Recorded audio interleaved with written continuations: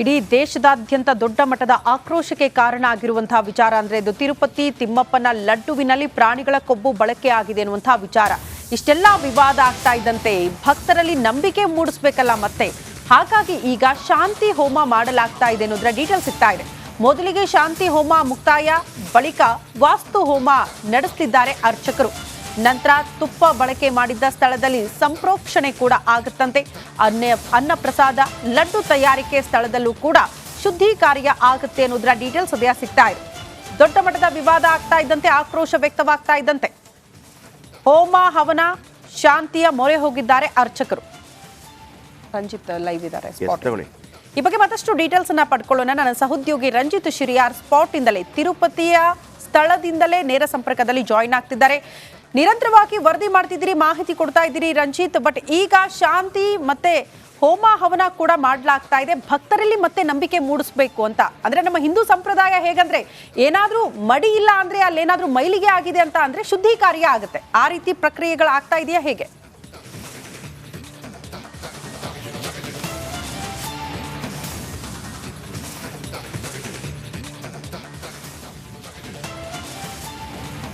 ಖಂಡಿತವಾಗ್ಲೂ ಕೂಡ ಶ್ರುತಿ, ನೋಡಿ, ಶ್ರೀಪೀಠದ ಮೇಲೆ ಬಂದಿರುವಂಥ ಈ ಗಂಭೀರ ಆರೋಪ ಇದು ಭಕ್ತರಲ್ಲಿ ಒಂದು ನಂಬಿಕೆಯನ್ನ ಮೂಡಿಸೋದಕ್ಕೆ ನಿನ್ನೆ ಇಒ ಸುದ್ದಿಗೋಷ್ಠಿಯನ್ನ ಮಾಡಿ ಹೇಳಿದ್ರು. ಅದರಂತೆ ಶಾಂತಿ ಯಾಗ ಈಗ ಶ್ರೀ ಮಠದ ಒಳಗಡೆ, ಶ್ರೀಪೀಠದ ಒಳಗಡೆ, ಶ್ರೀಪತಿಗಳ ಹಿಂದೆ ಅಂದ್ರೆ ಬಂಗಾರ ಬಾವಿಯಲ್ಲಿ ಈ ಯಾಗ ನಡೀತಾ ಇದೆ, ಶಾಂತಿ ಯಾಗ ನಡೀತಾ ಇದೆ.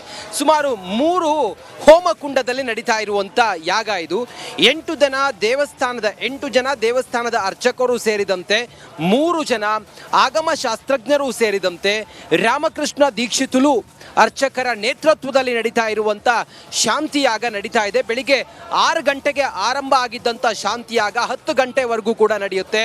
ಆ 10 ಗಂಟೆಯ ಅವಧಿಯಲ್ಲಿ ವಾಸ್ತು ಶುದ್ಧೀಕರಣ ಹಾಗೆ ಸ್ಥಳ ಶುದ್ಧೀಕರಣವೂ ಸೇರಿದಂತೆ ಎಲ್ಲಿ ಲಡ್ಡನ್ನ ತಯಾರು ಮಾಡ್ತಾರೆ. ಒಂದು ವಿಶೇಷ ಅಂತ ಹೇಳಿದ್ರೆ ಶ್ರೀಪೀಠದ ಅಥವಾ ಶ್ರೀಮಠದ ಒಳಗಡೆ ತಿರುಮಲದ ತಿರುಪತಿಯ ಶ್ರೀನಿವಾಸನ ಈ ಗರ್ಭಗುಡಿ ಇದೆಯಲ್ಲ, ಗರ್ಭಗುಡಿಯ ಎದುರುಗಡೆಯಿಂದ ನಾವೀಗ ದೃಶ್ಯವನ್ನು ತೋರಿಸ್ತಾ ಇದ್ದೀವಿ.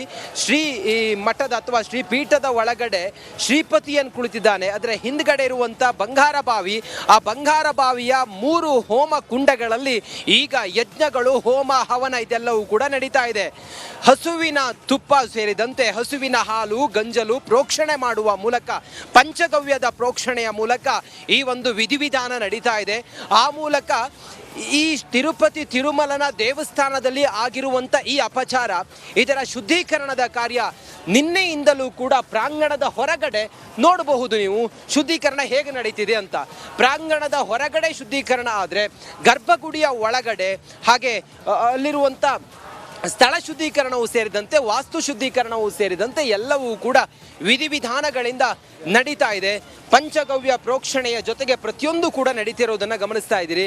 ಅರ್ಚಕರಾದಿಯಾಗಿ ಎಲ್ಲರೂ ಕೂಡ ಆಗಮಿಸಿರುವಂಥ ದೃಶ್ಯವನ್ನು ಗಮನಿಸ್ತಾ ಇದ್ದೀರಿ. ಇಒ ಶ್ಯಾಮಲ ರಾವ್ ಅವರು ಆಗಮಿಸಿರುವಂಥ ಗಮನಿಸ್ತಾ ಇದ್ದೀರಿ. ಇದು ಶ್ಯಾಮಲ ರಾವ್ ಅವರು ನಿನ್ನೆ ಅವರು ಸುದ್ದಿಗೋಷ್ಠಿಯನ್ನು ಮಾಡಿದ್ರು, ಎಕ್ಸ್ಕ್ಲೂಸಿವ್ ಆಗಿ ಗಮನಿಸ್ತಾ ಇದ್ದೀರಿ. ಈಗ ಈ ಒಂದು ಶಾಂತಿ ಯಾಗವನ್ನು ನಡೆಸ್ತಾ ಇದ್ದಂಥ 6 ಗಂಟೆಯಿಂದ ಶಾಂತಿ ಯಾಗ ನಡೆಸ್ತಾ ಇದ್ದಂಥ ಇಲ್ಲಿರುವಂಥ ಅರ್ಚಕರು ಸೇರಿದಂತೆ ಆಗಮ ಶಾಸ್ತ್ರಜ್ಞರು ಸೇರಿದಂತೆ ಈ ಕಾರ್ಯನಿರ್ವಹಣಾಧಿಕಾರಿ TTDಯ ಕಾರ್ಯನಿರ್ವಹಣಾಧಿಕಾರಿ ಶ್ಯಾಮಲಾರಾವ್ ಅವರು, ಶ್ಯಾಮಲಾರಾವ್ ಅವರು ಈಗಷ್ಟೇ ಗರ್ಭಗುಡಿಯ ಒಳಗಡೆ ಹೋಗಿರೋದನ್ನು ಗಮನಿಸ್ತಾ ಇದ್ದೀರಿ. ಹೊರಗಡೆ ಎಲ್ಲವೂ ಕೂಡ ಬಿಗಿ ಬಂದೋಬಸ್ತ್ ಇದೆ, ಒಳಗಡೆ ಯಾರನ್ನೂ ಕೂಡ ಬಿಡ್ತಾ ಇಲ್ಲ. TTDಯ ಸಿಬ್ಬಂದಿ ಅಲ್ಲಿ ಎಲ್ಲರನ್ನೂ ಕೂಡ ತಡಿತಾ ಇರುವಂಥ ದೃಶ್ಯ ಗಮನಿಸ್ತಾ ಇದ್ದೀರಿ. ಆ ಮೂಲಕ ವಿಶೇಷವಾದಂಥ ಈ ಶಾಂತಿ ಯಾಗದ ಈ ಶಾಂತಿ ಯಾಗ ನಡೆಯುವಂತ ಸಮಯದಲ್ಲಿ ಬರುವ ಭಕ್ತರಿಗೆ ದರ್ಶನಕ್ಕೆ ಯಾವುದೇ ತೊಂದರೆ ಆಗಬಾರ್ದು ಅನ್ನೋ ಕಾರಣಕ್ಕೋಸ್ಕರ ಅಲ್ಲಿ ಭಕ್ತರನ್ನ ಅಲ್ಲಿ ತಡೆದಿದ್ದಾರೆ. ನೋಡಿ, ಭಕ್ತರನ್ನ ಅಲ್ಲಿ ತಡೆದಿದ್ದಾರೆ. ಆದರೆ ಶಾಂತಿ ಯಾಗ ನಡೀತಾ ಇದ್ರು ಕೂಡ ಭಕ್ತರ ದರ್ಶನಕ್ಕೆ ಯಾವುದೇ ತೊಂದರೆ ಆಗ್ತಾ ಇಲ್ಲ. ಭಕ್ತರು ಸಲೀಸಾಗಿ ಸರತಿ ಸಾಲಿನಲ್ಲಿ ನಿಂತು ಹಾಗೆ ಕಾದು ದರ್ಶನವನ್ನ ಮಾಡ್ತಾ ಇದ್ದಾರೆ. ಬೇರೆ ದಿನಕ್ಕೆ ಹೋಲಿಸ್ಕೊಂಡ್ರೆ ಇವತ್ತು ಅತಿ ವೇಗವಾಗಿ ದರ್ಶನ ಆಗ್ತಾ ಇದೆ ಅನ್ನೋದು ಕೆಲ ಕನ್ನಡಿಗರು ದರ್ಶನವನ್ನ ಮಾಡಿ ಬಂದವರು ಹೇಳ್ತಾ ಇದ್ರು. ಅರ್ಧ ಗಂಟೆಯಲ್ಲಿ ದರ್ಶನ ಆಗಿದೆಯಂತೆ. ನಿನ್ನೆ 6ರಿಂದ 7 ಗಂಟೆ ಕಾದು ಭಕ್ತರು ದರ್ಶನ ಮಾಡಿದ್ರು, ಇವತ್ತು ದರ್ಶನ ಬೇಗ ಆಗಿದೆ ಅನ್ನೋದನ್ನು ಕೂಡ ಹೇಳ್ತಾ ಇದ್ರು. ಆ ಮೂಲಕ ಶ್ರೀಪೀಠಕ್ಕೆ ಬಂದಿರುವಂತ ಈ ಒಂದು ಒಂದು ಅಪಚಾರದ ಸುದ್ದಿ ಇದೆಯಲ್ಲ, ಭಕ್ತರಲ್ಲಿ ಭಾವನೆಗೆ ಧಕ್ಕೆ ಆಗಿದೆಯಲ್ಲ, ಈ ಕಾರಣದಿಂದ ಶುದ್ಧೀಕರಣದ ಕಾರ್ಯ ಬರದಿಂದ ಸಾಗ್ತಾ ಇದೆ. ಇನ್ನೊಂದು ಹೆಚ್ಚು ಕಮ್ಮಿ 20 ನಿಮಿಷಗಳ ಕಾಲ ಈ ಶುದ್ಧೀಕರಣದ ಕಾರ್ಯ ಒಳಗಡೆ ಹೋಮ ಹವನಗಳ ಜೊತೆಗೆ ಯಾಗದ ಜೊತೆಗೆ ಮುಂದುವರೆದು ಆನಂತರ ಅದು ಸಮಾಪ್ತಿ ಆಗುತ್ತೆ. ಇನ್ನೊಂದು ವಿಚಾರವನ್ನ ಇಲ್ಲಿನ ಪ್ರಧಾನ ಅರ್ಚಕರಾಗಿರುವಂತ ರಾಮಕೃಷ್ಣ ದೀಕ್ಷಿತರು ಹೇಳ್ತಾ ಇದ್ರು, ನಾವು ಆಲ್ರೆಡಿ ಲಡ್ಡನ್ನ ತೆಗೆದುಕೊಂಡು ಹೋಗಿದ್ದೀವಿ, ಲಡ್ಡು ಅದರಲ್ಲಿ ಇಂಥದ್ದೆಲ್ಲ ಕಲ್ಮಶ ಬೆರೆತಿದೆ, ನಾವು ಹೇಗೆ ಶುದ್ಧಿ ಆಗೋದು ಅನ್ನೋ ವಿಚಾರ ಬಂದಾಗ ಸುಮಾರು 11 ದಿನಗಳ ಕಾಲ ತಾವು ಶ್ರೀಪತಿಯ ಒಂದು ನಾಮಸ್ಮರಣೆಯ ಜೊತೆಗೆ ಧ್ಯಾನದ ಜೊತೆಗೆ ದೇವಸ್ಥಾನದಲ್ಲಿ ತಾವು ಅಂದರೆ ತಮ್ಮ ಮನೆಯ ದೇವರ ಗುಡಿಯಲ್ಲಿರುವಂಥ ಆ ಲಡ್ಡನ್ನು ನೀವು ಪೂಜೆ ಮಾಡಿದ್ದೆ ಆದರೆ ನಿಮ್ಮ ಮನಸ್ಸಿನಲ್ಲಿರುವಂಥ ಇಂಥದ್ದೊಂದು ವಿಚಾರ ಇದೆಯಲ್ಲ ಅಥವಾ ಭಾವನೆಗಳಿದೆಯಲ್ಲ ಅದೆಲ್ಲವೂ ಕೂಡ ಸರಿ ಹೋಗಿ ತಿರುಮಲನ ಆಶೀರ್ವಾದ ತಮಗಾಗುತ್ತೆ, ಎಲ್ಲವೂ ಕೂಡ ಸ್ವಚ್ಛವಾಗುತ್ತೆ ಅಥವಾ ಈ ಎಲ್ಲ ಕಲ್ಮಶಗಳು ಕೂಡ ಹೋಗಿ ತಮಗೂ ಕೂಡ ಒಂದು ಆಶೀರ್ವಾದ ಶ್ರೀಪತಿಯದು ಸಿಗುತ್ತೆ ಅನ್ನೋದನ್ನು ರಾಮಕೃಷ್ಣ ದೀಕ್ಷಿತರು ಆಗ ಸ್ವಲ್ಪ ಸಮಯದ ಹಿಂದಷ್ಟೇ ಮಾಧ್ಯಮದ ಮುಂದೆ ಬಂದು ಹೇಳ್ತಾ ಇದ್ರು. ಆ ಮೂಲಕ ಪೀಠದಲ್ಲಿ ಶ್ರೀಪತಿಗೆ ವಿಶೇಷವಾದಂಥ ಶಾಂತಿ ಹೋಮದ ಜೊತೆಗೆ ಭಕ್ತರ ಮನಸ್ಸಿನಲ್ಲಿ ಮೂಡಿರುವಂಥ ಇಂಥದ್ದೊಂದು ಭಾವನೆ ಏನಿದೆಯಲ್ಲ ಅಥವಾ ನಂಬಿಕೆಯನ್ನು ಮೂಡಿಸೋದಕ್ಕೆ ಶಾಂತಿಯಾಗ ಬರದಿಂದ ಸಾಗ್ತಾ ಇದೆ. ಇನ್ನೊಂದು 10-15 ನಿಮಿಷದಲ್ಲಿ ಶಾಂತಿಯಾಗ ಮುಗಿಯುತ್ತೆ. ಶ್ರುತಿ. ರಂಜಿತ್, ಧನ್ಯವಾದಗಳು ತಮ್ಮೆಲ್ಲ ಮಾಹಿತಿಗೆ.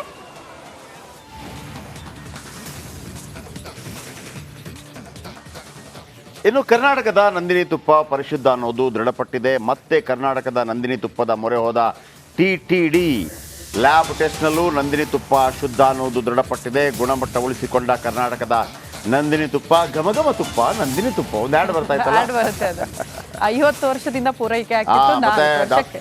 ಮತ್ತೆ ಡಾಕ್ಟರ್ ರಾಜ್ಕುಮಾರ್ ಆ್ಯಡ್ ಏನು ಅಭಿನಯಿಸಿದ ಏಕಮೇವ ಜಾಹೀರಾತು.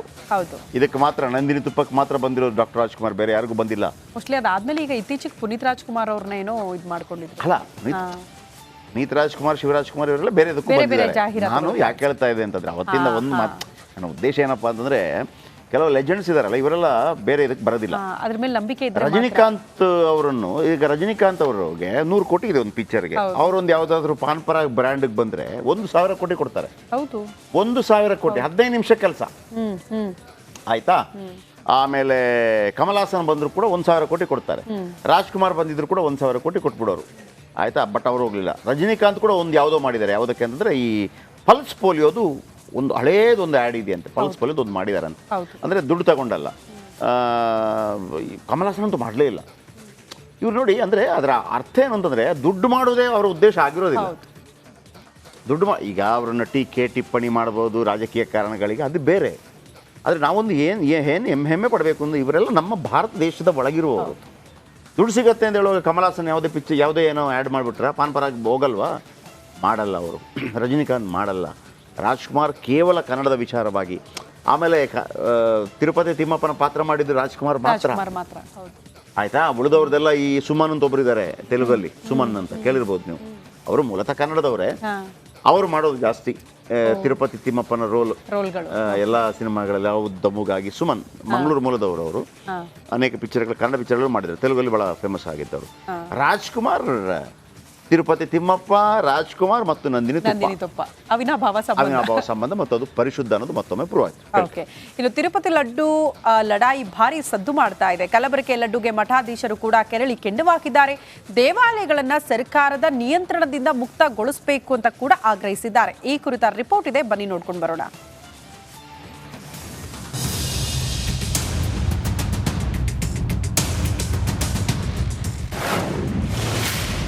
ಕಲಬೆರಕೆ ಲಡ್ಡುಗೆ ಶ್ರೀಗಳು ಖಂಡನೆ.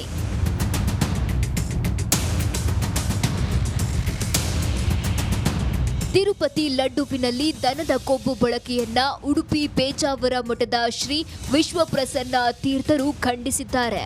ಇದು ಹಿಂದೂ ಸಮಾಜಕ್ಕೆ ಎಸಗಿದ ದ್ರೋಹ ಅಂತ ಆಕ್ರೋಶ ಹೊರಹಾಕಿದ್ದಾರೆ. ತಿರುಪತಿ ತಿರುಮಲ ದೇವಸ್ಥಾನದಲ್ಲಿ ಲಡ್ಡು ಪ್ರಸಾದಕ್ಕೆ ಆಕಳ ತುಪ್ಪದ ಬದಲು ಕೃತಕ ತುಪ್ಪ, ಅದನ್ನು ತುಪ್ಪ ಅಂತ ಕರೆಯಬಾರದು, ಅನೇಕ ಪ್ರಾಣಿಜನ್ಯ ಕೊಬ್ಬಿನ ಮಿಶ್ರಣದಿಂದ ಪ್ರಸಾದವನ್ನು ತಯಾರಿಸಿರುವ ವಿಚಾರ ಕೇಳಿ ಅತ್ಯಂತ ಖೇದವಾಗಿದೆ.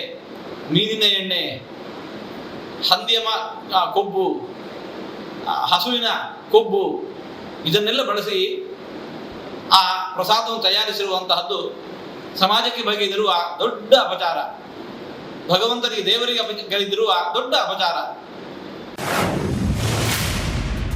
ದೇಗುಲಗಳನ್ನ ಸರ್ಕಾರ ನಿಯಂತ್ರಿಸಬಾರದು. ನಮ್ಮ ದೇವಾಲಯಗಳನ್ನ ಸರ್ಕಾರಿ ನಿಯಂತ್ರಣದಿಂದ ಮುಕ್ತಗೊಳಿಸಬೇಕು ಅಂತ ಉಡುಪಿಯ ಭಂಡಾರಕೇರಿ ಮಠಾಧೀಶರಾದ ವಿದ್ಯೇಶ ತೀರ್ಥರು ಆಗ್ರಹಿಸಿದ್ದಾರೆ. ಯಾವುದೇ ಒಂದು ರಾಜಕೀಯ ಪಕ್ಷವಾಗಲಿ ಅದು ಅಧಿಕಾರಕ್ಕೆ ಬಂದಾಗ ಅದರ ಹಸ್ತಕ್ಷೇಪ ಹಿಂದೂ ಧರ್ಮ ದೇವಾಲಯದಲ್ಲಿ ಇರಲೇಬಾರದು. ಅದನ್ನು ಅಲ್ಲಿ ಹೇಗೆ ವ್ಯವಸ್ಥೆ ಆ ಪ್ರಸಾದ ವಿಷಯದಲ್ಲಿ ಆಗಲಿ ಬೇರೆ ವಿಷಯದಲ್ಲಿ ಆಗಲಿ ಯಾವ ರಾಜಕೀಯ ಪಕ್ಷದ ಹಸ್ತಕ್ಷೇಪವೂ ಇರಬಾರದು. ತಿರುಪತಿ ಲಡ್ಡುನಲ್ಲಿ ದನದ ಕೊಬ್ಬು ಬಳಸಿರೋದು ಅಕ್ಷಮ್ಯ ಅಪರಾಧ ಅಂತ ಪರ್ಯಾಯ ಶ್ರೀ ಪುತ್ತಿಗೆ ಮಠದ ಶ್ರೀ ಸುಗುಣೇಂದ್ರ ತೀರ್ಥ ಸ್ವಾಮೀಜಿ ಕಳವಳ ವ್ಯಕ್ತಪಡಿಸಿದ್ದಾರೆ.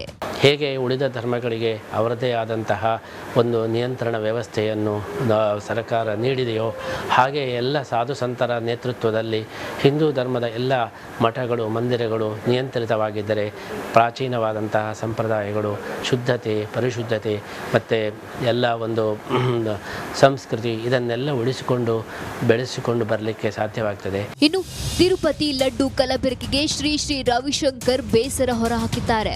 ಹಿಂದೂಗಳ ಭಾವನೆಗೆ ಭಾರಿ ಧಕ್ಕೆಯಾಗಿದೆ. ಧಾರ್ಮಿಕ ಮುಖಂಡರು ಭಕ್ತರಿಗೆ ದೇಗುಲ ಹಸ್ತಾಂತರಿಸಿ ಎಂದಿದ್ದಾರೆ. और धर्माचार्यों के हाथ में हिंदू मंदिर होना आवश्यक है.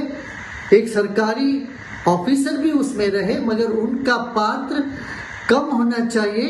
धर्माचार्यों का निर्णय और उनके हाथ में पूरे भारत के जितने भी मंदिर हैं इनके पास होना चाहिए.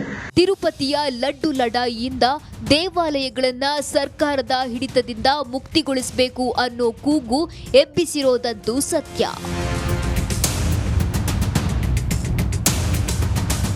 Bureau report, republic Kannada.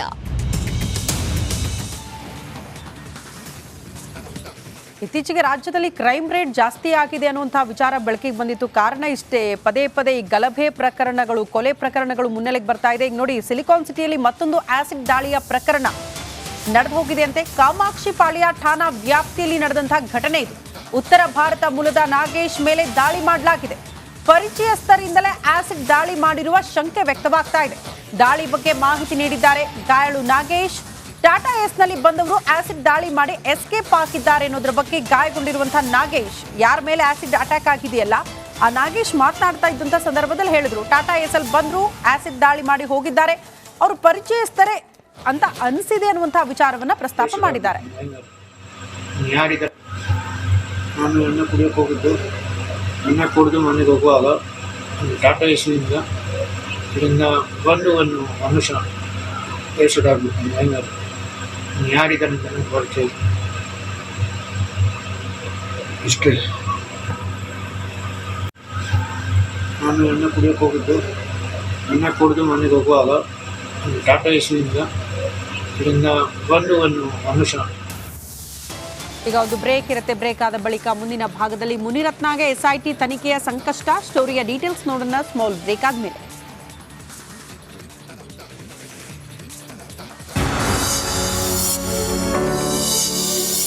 Kannada ಮಾಧ್ಯಮ ಕ್ಷೇತ್ರದಲ್ಲಿ ನಮ್ಮ ರಿಪಬ್ಲಿಕ್ ಕನ್ನಡ ಈ ಚಾನಲು ಭಾಳ ಒಂದು ವಿಶಿಷ್ಟವಾದಂತಹ ಸೇವೆಯನ್ನು ನೀಡುತ್ತಾ ಇದೆ.